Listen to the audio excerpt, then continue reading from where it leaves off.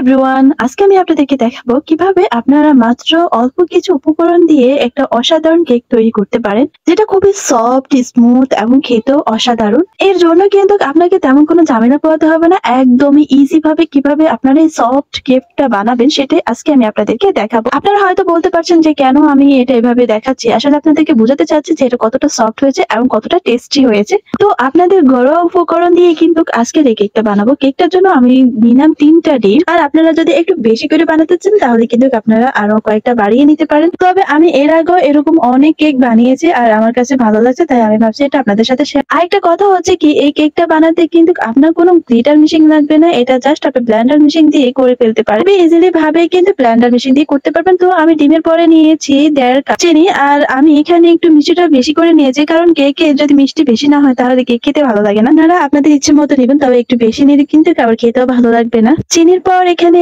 তেল নিলাম 1.5 কাপ। এই 1.5 কাপ কিন্তু তেল আপনাকে অবশ্যই দিতে হবে। তারপরে 1 চামচ ভ্যানিলা এসেন্স দিয়ে দিলাম এবং এগুলো সবগুলো দিয়ে এখন একটু নেড়ে চেড়ে নিলাম। ভ্যানিলা এসেন্স না থাকলে কোনো সমস্যা নেই, কারণ এটা জাস্ট ডিমের গন্ধটা একটু দূর করানোর জন্য দিই।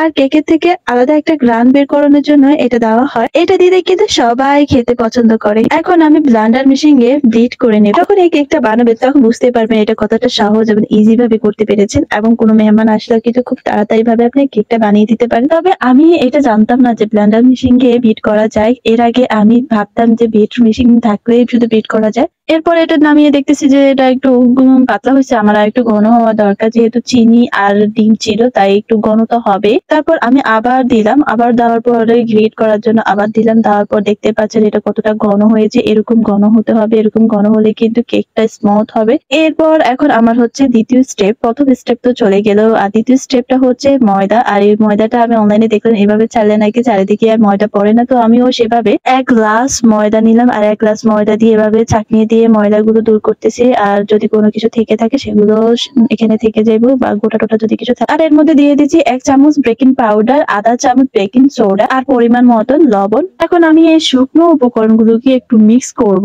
যেন বেকিং পাউডার এবং সোডা গুলো আটার সাথে ভালোভাবে মিশে। এরপর লিকুইড যেটা আছে প্রথম স্টেপটা, সেটা কিন্তু দ্বিতীয় স্টেপে দিয়ে এখন আমি মিক্স করব। তবে আস্তে আস্তে করে সবকিছুই কিন্তু একসাথে মিক্স করতে হবে। এবার আসছে লাস্ট স্টেপ, সেটা হচ্ছে এরকম একটা প্যান নিবেন। আর এরকম প্যান থাকতে তো কোনো ঝামেলাই থাকে না কেক বানাতে। তো আমি এই প্যানটাকে শখের প্যান বলে, কারণ এর মধ্যে আমি আমার যাবতীয় সব ধরনের রান্না করতে পছন্দ করি। তো এর মধ্যে আমি একটা পেপার দিয়েছি। পেপারটার আগে কিন্তু একটু তেল, সরিষার তেলটা দিয়ে মেখে নিতে হবে। তারপর পেপারটা দিবেন, পেপারের পর একটু সরিষার তেল দিয়ে তারপরে এই বাটারটা দিয়ে দিবেন। বাটারটা সম্পূর্ণটা এখানে দিয়ে দিবেন। দেখতে পেয়েছেন এটা কিন্তু কেমন একটা ঘন টাইপের হয়েছে। এখন হচ্ছে আসল কাজ করার পালা, আর সেটা হচ্ছে এই যে বাটারটা দিলাম, এখন এটাকে একটু ব্যাটারটা একটু টুথপিন দিয়ে একটু নেড়ে ছেড়ে দিবেন যেন সবটার মধ্যে সমান ভাগে থাকে। এরপর এখন একদম শেষে আপনি কি করবেন, এটা চুলার মধ্যে দিবেন, তবে একদমই লো আঁচে রাখবেন। তো লো আঁচে রাখলে এটা একটু সময় বেশি রাখলে কিন্তু একদমই পারফেক্ট হবে। তো যখন দেখছি এরকম ফুলে গেছে, তো এর মধ্যে আমি একটা টুথপিন দিয়ে দেখলাম যে আমার এই টুথপিনে লেগে যাচ্ছে কিনা। যেহেতু দেখতেছি লেগে যায় না, তাই এটা হয়ে গেছে।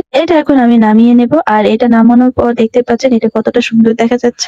এরপর দেখবেন যে এটা কাটার পর এটা ভিতরে কতটা সফট হয়েছে। তোর জন্য একটা সারপ্রাইজ আছে। কি সারপ্রাইজ? আচ্ছা চোখ বন্ধ কর। ওকে ওকে, দেখ এত আবাকারের কিছু একটু আগে তুই দেখছিস। সন্ধ্যার রোজ দেখেছি ভিডিওতে তো দেখাতে কথা বলছি। এভাবে ইনসার্ট না করলে। আচ্ছা তাতে কাট। বিসমিল্লাহ। ওয়াও দোস্ত, কেমন আছে? খেয়ে না দেখে আন্দাজি কাটতে বলবেন, দেখতে সুন্দর লাগে। দেখি না, খাবো না, তুই খাবো না। এত বড় কেক দিয়ে কে খাবি? দেখে একটা সামনে রাখ। তো দেখতে পেয়েছেন কেকটা কেমন হচ্ছে। তো আজকে ভিডিও পর্যন্ত। Thank you so much for watching my video.